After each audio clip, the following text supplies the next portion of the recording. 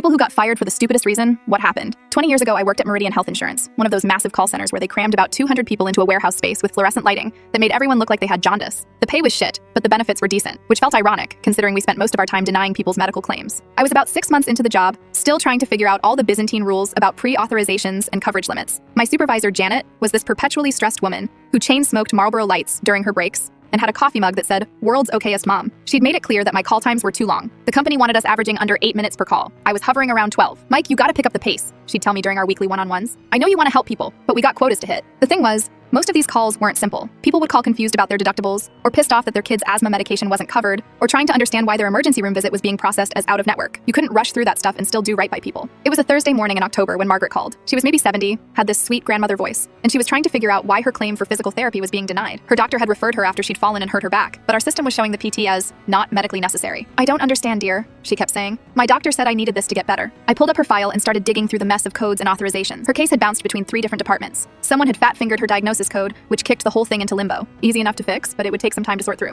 "Mrs. Peterson, I'm going to need to put you on hold for just a few minutes while I get this straightened out, okay?" "That's fine, sweetie. I'm not going anywhere." I put her on hold and started making internal calls. First to claims processing, then to the medical review team. The usual phone tag bullshit where everyone passes you to someone else. About 15 minutes in, I got back to Margaret. "Mrs. Peterson, I'm sorry for the wait, but I think I've got this figured out for you." Silence. "Mrs. Peterson?" Then I heard it. This awful gasping sound, like someone trying to breathe through a straw. Then a thud, like the phone hitting the floor. "Mrs. Peterson, are you okay?" More gasping. Weaker now. I could hear her trying to speak, but only getting out these small, desperate sounds. I looked around the call center. Janet was in a meeting. The cubicle next to me was empty. Dave was on his smoke break. I grabbed the phone from his desk and dialed 911, keeping Margaret's line open on my headset. 911, what's your emergency? I have a woman on the phone who's having what sounds like a medical emergency. She's having trouble breathing, and I think she may have collapsed. Is this your location, sir? No, I'm on the phone with her. I work for an insurance company, and she called in about a claim. I need you to get to her address. I read off Margaret's information from her file. Her name, address, phone number, date of birth. The dispatcher confirmed they were sending an ambulance and asked me to stay on the line. For the next 20 minutes, I stayed connected to both calls. I could hear Margaret's labored breathing getting fainter. The 911 operator was trying to coach me through keeping her conscious over the phone, but there wasn't much I could do from 500 miles away except talk to her and hope she could hear me. "Margaret, help is coming, okay? Just hold on. The paramedics are almost there." Eventually, I heard voices in the background. Then the sound of the paramedics taking over. The 911 operator told me I could hang up. Total call time, 47 minutes. Janet was standing behind my cubicle when I finished. "Mike, I need to see you in my office." I explained what happened. She listened with her arms crossed,